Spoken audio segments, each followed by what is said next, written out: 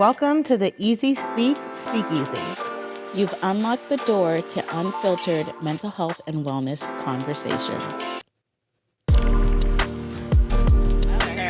Okay. And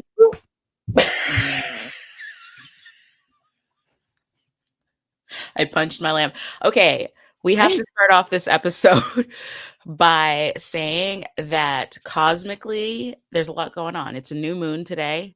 So the energy is a little bit bing, bing, bing, bing, bing, bing, bing against the darkness of the night. So the darkness of the night. Yeah. Fighting back. There's no moon. I know. Well, there is a moon. There is a moon. There's it's just always a moon. There's always a moon, but the light of the moon is not illuminating the night. So it's dark out there. Although there's a lot of Christmas it's been dark since 2:30 in the after fucking noon. I know. It's been one of those days where I had to really force myself to not crawl into bed.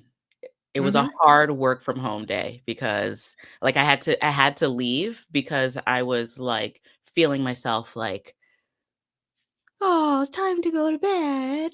Yeah. I mean, what else are you supposed to do when it's dark at noon? Yeah. It just feels like hibernation mode. Yeah. So my hair is also giving. I didn't move out of my bed today, even though I did vibes. Your hair looks great, darling. It looks great. I embrace. Listen, whatever these curls do, I embrace them. I was just gonna say, I think curly hair is the most beautiful hair because it's wild and just always does its thing. It's an individual and it slays all the time. And you know about slaying, Mrs. Slay. Yes. Slay day. I love to slay all day, every day. One of my favorite hobbies is slaying. One of my favorite hobbies. One of my favorite hobbies is anything that has to do with slaying, including all things self-care related, which brings me to our topic. And also, we have not cheersies yet. What? Cheersy, where'sy? It's a new moon. Cheers! Oh, hold yours up. Look at that slay. You see that? Oh yeah. Oh, thank God Mark just got that 1080p. You can really probably see the sparkles. So we made check out our sips. Yes. Get the recipe for our drink of the evening. A little sparkling, a little edible glitter, a little this, a little that. Check out Easy Sips. I was just, I'm today I wanted to talk about mental health of being a change maker and an entrepreneur, mostly because I was just accessing all of my things today to keep going. I was it's dark at 2:30, but can't really just stop working when you're building your own business, but then also so many other things, right? We're all constantly dealing with so much, and we talk a lot about employee well-being, and we've talked about that a ton in past podcast episodes.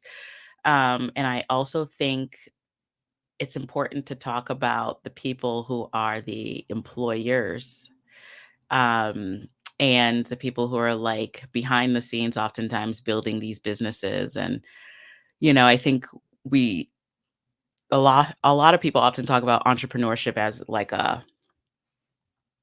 this glamorous thing. Oh, you get to be your own boss. If I was my own boss, I'd be chilling too. All these things. And it's actually, you didn't know, but I'm sorry nobody told you, but you'll be working 5 times as hard. Dude, you remember when we first started and we were 3 years till we just sit on the beach all day? That fucking shit hasn't happened. It's been way more than 3 years. I didn't even see a beach this entire summer. So we have to talk about that. or maybe not. We just have to fix that, which you're on your way to fixing that soon. So that's good. You'll Mm-hmm. be in the sunshine all the time. So that'll be really good for you. But yeah, I remember our first like business advisor when we would talk like that. You know, he was a successful business person. He would always look at us and be like, Mm-hmm. You 3 like years. reel it in, Yeah, ladies. it's more like 10. It's more like 10. And we'd be like, you're You're like, bugging. maybe for you it was. Maybe for you. And we have the best ideas. And it's gonna pop off, and everyone's gonna want us to work with them, and it's gonna be great. And he's like, "Yep, yep, sounds good." Mhm. And the, And like, mental fortitude that you have to have as a business owner or a change maker or somebody who's, like, really working to make any kind of, like, impact and, like, lead the way is freaking unbelievable. The amount of just no and rejection and "You could do this better" by and yes, opinions solicited and unsolicited. yep, It's like it really makes you, like, look within yourself to, like, how strong you can be as an individual because it yeah, is absolutely nonstop. Nothing sets me off more than when somebody tries to tell me something about my business and they have no idea what they're talking about. yeah. Well, a lot of Like, people like to give advice, but like they've never actually done the thing that they're speaking on too. So like that's like also part of the problem. It's like yeah, exactly. Like, somebody who, like, is a, like, landscaper yeah, tries to, like, tell me what I should be doing in my mental health business. yeah, yeah, I'm yeah, like, other than the fact that you work with your hands and plants all day, which is super good for being grounded in self-care, you don't know anything, and I didn't ask you. yeah. So That's the thing that really pisses me off. I didn't yeah. ask you. Yeah, Who yeah, yeah. asked you? Yeah, I really am very averse to unsolicited advice as well. I'm like, I will ask for help if and when I need it. Thank you. Mhm. Like, I got it. And even But then, sometimes it's freaking rhetorical. Read the room. I asked, but I didn't ask. I asked, but it was really a statement. Just calm down. Just relax. Yeah, it's true. That mental fortitude, that's a really good point. I mean, I know for one, for me, that mental fortitude is only made possible by the fact that I have really good boundaries and like really have honed in on my self-care practices. Like if those two things were not in place, mental fortitude would not be either. Like you can't not do those things and be like mentally strong. I think a lot of times people underestimate the importance of those aspects. Those are like building blocks to mental fortitude, right? Because like you're Mhm, literally like grounding yourself in yourself. Like, this is what I mhm, need in this moment. And it might be different than what the world needs from me right now. But in order for me to like show up and be my best self, I have to like figure out what I need, and like mhm. without the ability to be able to say that and execute on it, I think entrepreneurship can be really challenging and can be even more of a roller coaster than it is for anyone who takes on that journey. It's like so necessary. Yeah. I know, like, for me, like, I agree with the things that you said for sure, and then in addition for that to that, like, having you as my, like, partner has definitely been, like, such an important thing because, like, we've both had times where it's like, I can't read anymore or, like, I can't Yeah. write anymore or, like, like Yeah. and so, like, knowing that somebody else, like, actually has, like, all of the knowledge and, like, Yes. all of the ability and the same exact, like, there's no explaining, Yeah. like, I can send you something, you can send me something, and either one of us can pick it up Yep. at either time, like, And just run with it. that is such a Yeah. huge, like, piece of success to me. Yeah, absolutely. Agreed. Agreed. I feel like I look at people who are like single founders and I'm like, single founders. I'm like Elon Musk, like I've never heard of him having a co-founder, Mhm, and like he's just one example of that, but like that's got to be tough. Like mhm. who do you like talk to when like stuff is really rough? Like you just yourself or your friends who have no idea or like Yeah. our families who like have no idea and also like may get stressed from us trying to talk with them about it. Like, Mhm. that's rough. Yeah, you're right. That has been really instrumental.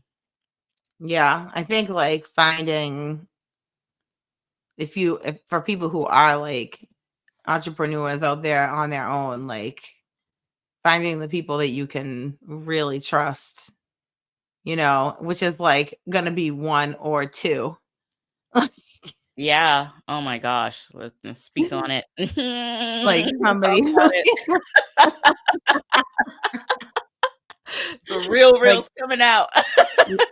seriously, like, you just have no idea. So but yeah, I think it's definitely important to have, like, a sounding board in some way, whether it's we all have, like, a trusted person that I think or most people have, like, at least one trusted person that you can, like, say all the things and they can, like, sit in, like, a non-judgmental way and just, like, hear it all, and just, like, Yeah. support you, and, like, having that person is so important. Oh yeah. Oh yeah. I Because mean, otherwise, I think you go a little cuckoo for Cocoa Puffs.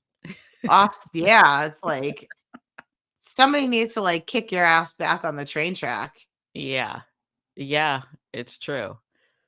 It's true. It can be really challenging.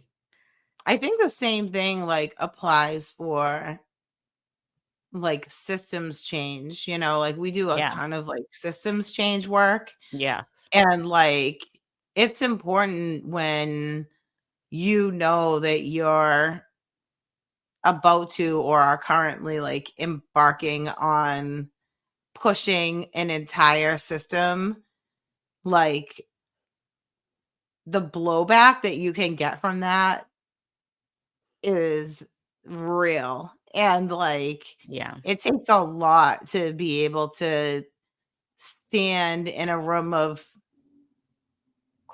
experts and people who have perceived power, Yep. right? And be like, actually, the way that you've been doing this thing for however long this system has been in place has been fucking off, which is why, like, you're continuously having the same problems over and over and over and over again, Yeah. and, like, that's a hard thing for people to hear, Yep. and it's also a really hard thing to continue you have to continuously push that button, like, Yeah. there's Yeah. no such thing as, like, "Oh, I told them that they're not that good at family engagement, so I'm sure it'll get better." Yeah. It's so true. I was thinking about that. That's why I was like tonight when you're like, "What are we talking about?" I was like, change maker mental health. Like it just feels like, because I do think that some businesses are easier to run than others, right? Like you mentioned the landscaper, right? It's pretty simple business model. You show up, people are seeking you out. They're like, "Please help me with my yard and my lawn. Please, I'll pay you, please." Mhm. And you show up and you mow the lawn and you pack your shit up and you go home. And in mental health, you have to like tell people they need help first. Oftentimes they don't realize it, or maybe they don't want to realize it, or maybe they're too inundated with other stuff to focus on that aspect of things. And then we're also helping people to find the right path within, coming from a place of their own strengths, and that's challenging. And with change by definition is a state of tension and stress, right? Like you cause stress on a system in order to affect change on it, and Mhm. people think about stress as being just negative, but stress can be positive. Like when we go to the gym, we put stress on our bodies and that makes us more healthy and fit and stronger. And, but like when it comes to systems change, that tension and that pressure can really be challenging for people to deal with. And so when you are a change maker, you inevitably are helping people to navigate through stress. And Mhm. so like it makes it that much more paramount to navigate your own stress and dispel it in healthy ways in order to keep going and be a positive force in that change making process. Yeah, Um absolutely. And yeah. like no hate to like the landscapers because, No, I what do we listen, know about running a landscaping business? But like, at the end of the day, like you get the you customers know, they pay. this is like in making like changes to systems, and I think especially making change in like social human services, like social services, things that like engage the like human experience. Yeah. Like this is where like you really see people's claws come out around like their deeply held beliefs, Yes. right? And Yeah. it's like, okay, and like I can even put that like give myself as an example. Like I have very strong like opinions about how I feel Yeah. about the things that we do Mhm. and how we're working to engage and change and help people to do like a better job with engaging families, for example. And so in 10 years from now, if two gorgeous ladies came knocking on my door, our door, and they were like, actually, everything you said about family engagement is been a little bit wrong. I'd probably be like, do you know whose doorstep you came Yeah, to? yeah, you know who you're talking to? Obviously, you have the wrong address today, ma'am. I'll be like, your engagement on this conversation isn't very good. Yeah. So, I, The you fact know, the fact that you're here lets me know you don't know what you're talking about.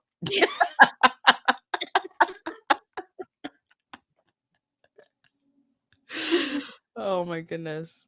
yeah, so I think like but like, I think part of being a change maker, and I personally feel like even though like I'm giving that funny story, like I actually appreciate when people do say, this is the I have a difference of opinion and here's why, because I think like when we find ways to collaborate and work together, that we come up with the best solutions, and that's how change actually happens, right? Because like it's kind of like along the lines of like it's not what you know, it's who you know, right? So like sometimes you like in order to make the change in the big system, like you need to have those like relationships with the people who can like walk you through some doors that are like really difficult to get through. Yeah. And even that in and of itself, like the time that it takes to build those kinds of relationships and build trust with people, and you know, people have trust and faith in what you're doing as a change maker, and maybe stepping like outside of what they've been doing to like go to bat for you. All of that takes so much time and patience. Yeah.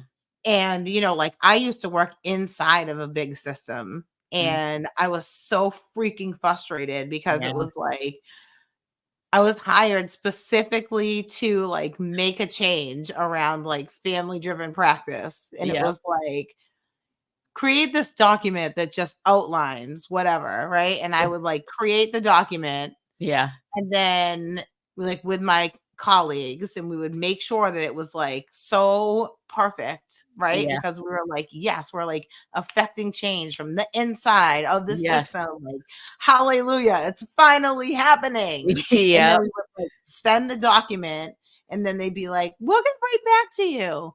And then like summer would go by, and then like fall would come, and Oh, then winter would be here, and how then in like spring we would get the document back, and like 8 different people have looked at the document, made changes to it, put all this extra language, and now it looks like the document that we originally changed. And I was like, what happened here? no. I know I just exactly stayed what you're through this talking cold about. ass winter to get this ugly ass document. I know exactly what you're talking about. I think we each have probably had our own, like, aha moments, which it'll be interesting to know what yours is. That moment that you were like, "You know what? Fuck this. I'm going to do something else because this isn't working, and I cannot be complicit in this. Like, no. Yes. See you Yes. later. See you later." And mine was definitely working, in residential mental health and with people who had been deinstitutionalized. So these were individuals who had lived in state hospitals pretty much their entire lives. They had a slew of mental health, physical health, substance use sometimes, tons of challenges.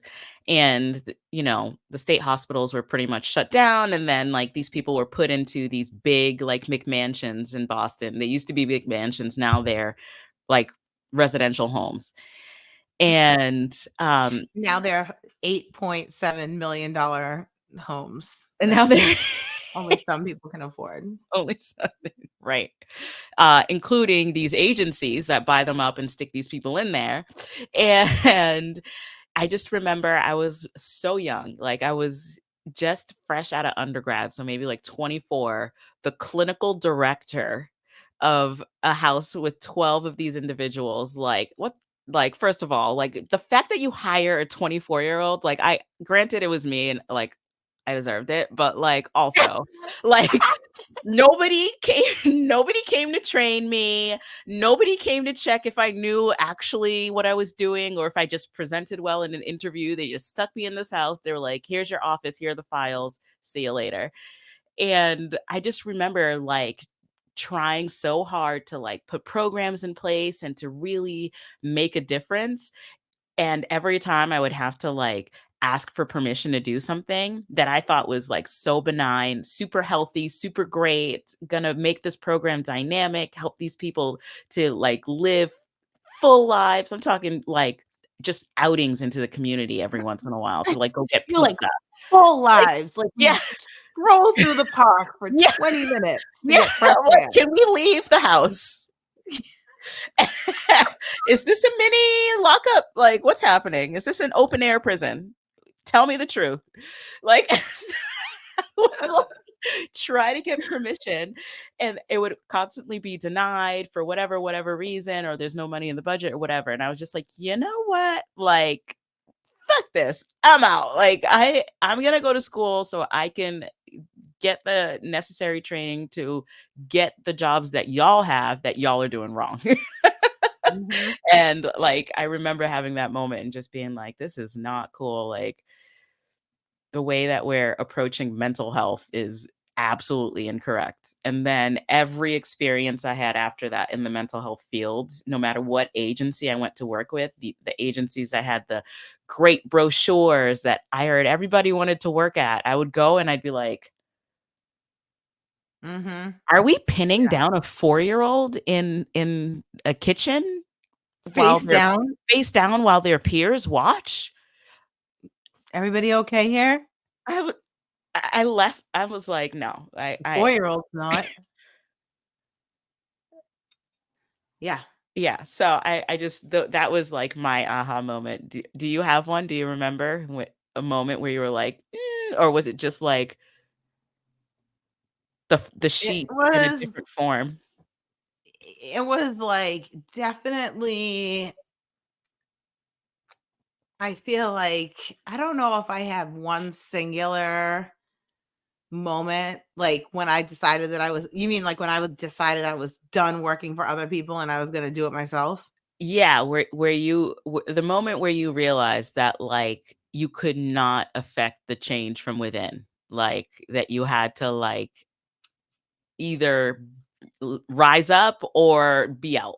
you Yeah. know? So I would say, so related to like my previous story about the document Yeah. that took 6 months to go nowhere. Yikes. Like when I was working in that system, part of one of my main jobs was overseeing residential treatment across the state, Yeah. where my role was to come in and assess the family practice, family engagement, all of those things that were happening, but also like looking at these programs, physical environment, like what their structures look like, what their staffing look like, interactions, kind of like the whole shebang of like assessments around what was happening. Mhm. And we would do these huge reviews, like whether it was a physical site review or we were going in and like spending days on end reading through like kids' charts to like find the thread of like where engagement was happening and making sure that like, they were meeting all of the criteria, so on and so forth. We Yeah. would spend all this time, put together these reports, and again, they would just like the next week after we would submit like all these reports, it would be like a 51A, which here in Massachusetts is like a neglect that would Mhm. come in against the staff at the program, where we just spend a freaking week Yeah. like talking to them about the fact that don't take the kid and swing them by the arm because like you as the adult are frustrated because they told you to fuck off because you guys aren't doing a good job with this environment, right? Like, Yeah. and so I was just like getting so frustrated because, especially across all the programs, there's no especially, but I Yeah. think every day that I was there, Yeah. I knew like X amount of kids were turning 18 and were either aging out of systems that were going to be able to help them, or saying to their parents, like, I refuse to go here. Yeah. And there was no like work to be done. And to me, and in these programs, like if the kid had nowhere to go, or the parent wasn't able to take them back for whatever plethora of reasons, or the kid refused to go home, when somebody Yeah. at 18 is already struggling with, I'm an adult because I'm Yeah. Yeah. 18, Yeah. and they have like whatever mental health needs they have, Yeah. like the protocol of the majority of these programs was to take these kids and drop them off to like a homeless shelter, like Oh with my their god. things in trash bags and like $50 See ya. and like, okay, Yeah. wish you had stayed, Yeah. and I was just like, every day that like I couldn't get a change done, one single freaking thing, Yeah. I was just getting more and more irritated, and so I ended up having a very, like, enlightening conversation with the then deputy director of this agency, and she said to me, like, "There are people who are internal change agents and are able to, like, sit in that and like potentially year over year know that that's what's happening, but like keep going at like how hard it is to like change a system from within. And then there are external change agents, and those are people who like have less parameters and can do things differently and make more noise and like find different ways to affect change. And she said we need both, right? Like we need the people on the external side that are like rattling the cages, and we Yeah. need the people on the inside that are like, do you hear those people outside getting ready to come through this bitch and tear it up? Like, we better do something. And like, you need both. And she was like, you just have to decide like what sits more like within you. Yeah. And that was like a very enlightening moment, and a moment that actually helped me, I think, as a leader, because I loved that she was truly honest about it. There were only 4 of us in the state, and she knew like if I left, it was going to be like a huge gaping hole. But in that moment, she really, like, as a leader, was like, look, like, you're not going to be your best self if you're somewhere that you hate it, like. Yeah. And she knew I was like, if we don't get these things done about I don't know what. So like, I think that was the moment for me where I was like, not only do I think that I can't work within this system, but I can't work for any other agency. Yeah. Like, I felt like I'm very good at engaging people. Like, when I was working with all these programs, like, I had great relationships with everyone. Yeah. People wanted to make the changes, Yeah. but they had their own problems within their own systems. Like, it's so freaking convoluted Yeah. when it comes to like mental health care. Yeah. And I was like, I can help agencies and people that are trying to do better much more easily and in more individualized way by doing it like myself, like this. And like, simultaneously is when like I met you at the Harvard Innovation Lab, and Yeah. you were like, what I hate? Everything about mental health care. I was like, sorry, Mom. I was like, why is everything done the way it's done? It makes no sense. Like, what's I'm going like, on? why are we living in 1950 whenever it comes to anything related to mental health? Why? We need to make this shit better starting now. Literally. And you were like, yeah, we were destined to sit next to each other. I was like, totally. Probably was a new moon, actually. I think about it. Yeah. I mean, I literally, like, I had no business being at the Harvard Innovation Lab at that time. I literally just had a baby like 2 months ago. Like, like I probably had like breast milk stains on my shirt, like trying to like innovate in the mental health space. I'm like, you know what needs to happen? We need to change things because it's wrong. I'll be right back. I'm going to pump. Not the breast milks. The breast milks. The breast milk. But you know what? Like, this is the thing about external change makers, Yeah. right? Like, we'll go to the meeting leaking milk. Yeah. Yeah. Because we're like, if we don't go to this meeting, it's gonna happen, and I'm not gonna be there to stop it from happening. So I don't know. I'm just gonna take all these towels and hope that it works out. I had to carry around a big, big bag everywhere I went. I needed all the things. But yeah, it's like, I was like, oh my God, these people want to innovation and mental health being used in the same sentence. I'm there. Yes, you've got my attention. So yeah, I mean, I think all of that's really wrapped into like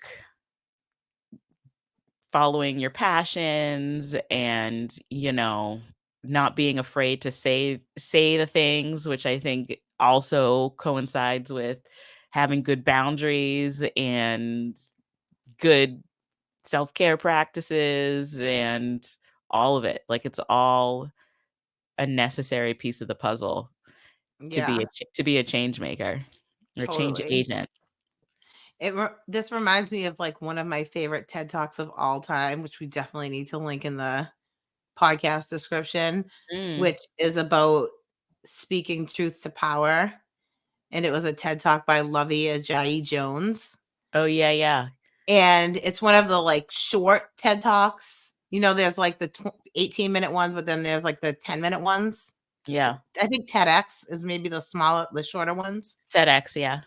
Um, and this is like whenever I feel like I can't like say it again, or I always listen to this TED Talk by Lovey Ajayi Jones, and it's about like her own experience about like speaking truth to power, and like what an amazing experience it is when you decide that like you're going to stand in your power and say the things that are uncomfortable.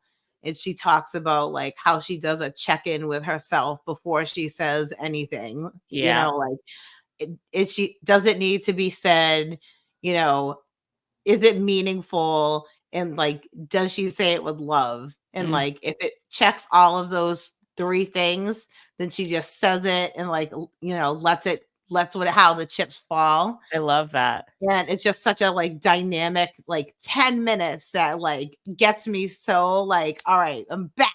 So like I highly recommend anybody to listen to that TED Talk, because it's so great. It's just always brings me back to like the importance of, there are people who are not comfortable, it's not within them to speak, right, and use their voice. There are people who do things by action. There are people who do things like, and there's lots of different ways to like make change. Yeah. um but like this particular thing is really about like speaking truth to power in like a public way, and like being able to like sit with yourself after it, not knowing like what's going to happen.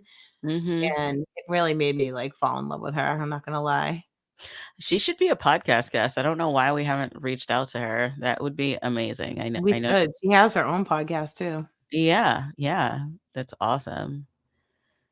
Yeah, we should have her on and talk about being change agents, you know? But Mhm. I think her Instagram handle is something like the professional troublemaker. oh, yeah, yeah, yeah. Yeah, Yeah. yeah. I love Like that. she's really like Yeah. made, and she just actually released a children's book Make that's good about girl. how kids can say truthful things like to adults. Like so many kids feel like they can't say the Yeah, truth, or right. And yeah. so she just released a kids book as well. Amazing. Yeah. Yeah. Well, I've I read mean, all of her books. I if really she's just if she's doing a book tour, stop by at the Easy Speak, Lovey. We'd love to yes, have you. That would be so fun, actually. But totally. as you were talking, I was just thinking about how inevitably when you're a change agent, you learn to speak multiple languages, maybe not like culturally rooted languages, but like what you were just saying, you say something a million times and then you figure out how to say it a different way. And, you're constantly trying to figure out how to say things in a way that other people can hear them and receive them and execute on the change that we're looking to make. So Mhm. it's a beautiful process, but it's challenging. So I always have to make sure I've got my self-care stuff, like my skincare routine, my gym routine, my sleeping, making sure that like all the basics are taken care of so I can like be clear-minded enough to keep having the conversation. Mhm. Yeah, and for me, like, I feel like I'm, like, more of an extrovert than you. So, Yes. like, my self-care is, like, spending time with my friends, like, going out. I need to, like, shake it off, Yeah, like, yeah, yeah, get yeah. out from, like, this house that I've been working in, where this laptop, where those people piss me off all day. Like, you know what I mean? Like, I gotta get out of that and just, like, laugh and dance and have fun or have dinner or whatever it is. Like, Yeah. I like that really, like, makes me feel like so like it fills up my cup. I'm so much more refreshed, like after I've spent time with the people that I love and the people that make me laugh. Mm, and then like definitely sleep, Yes, girl. sleep is not overrated. Mm-mm. Like you just have to, the days where I have not had enough sleep, my fuse is much shorter. Being a change maker is much more difficult Yeah. than it is when I have had a full night's rest. Yeah, we gotta be patient as change agents. For sure. Yeah. Speaking of change agents, though, little shout out to ourselves in that we were featured Yes! on the Oh my gosh! news. I already forgot, kind of. We were Yes! featured on the news. Yes, it was, like, so exciting. Yeah. We had a feature done on the work that we're doing and how we're working to change systems to be more family facing, and we definitely want you to check it out. So we'll make sure that the link is in the description Yeah. below so that you can see us in action. Yeah, you get to see Kristi Kismis in action, in B-roll action. I love this. Yes. Mm, I love this little banner. It caught me off guard. I wish I wasn't so like, oh my God, there's a banner on a screen. I wish I just let it be smooth, but like next time. It This literally is stopped part me in my tracks. I was like, this is part of our own change that we're getting used to yes, being on a new platform, which I really love, by the way. me too. I think it's great. Yeah. And the other thing, speaking of the new platform, is as we are going into 2024, we're really hoping to have more guests join us on Yay. this podcast, and change makers and others to come on and talk with us about mental health, unfiltered Hmm. or filtered. We're not going to tell somebody who's not unfiltered like us to come in here and be all wild. It's a But like spectrum. people, what was that? I said it's a spectrum of It's just unfiltered.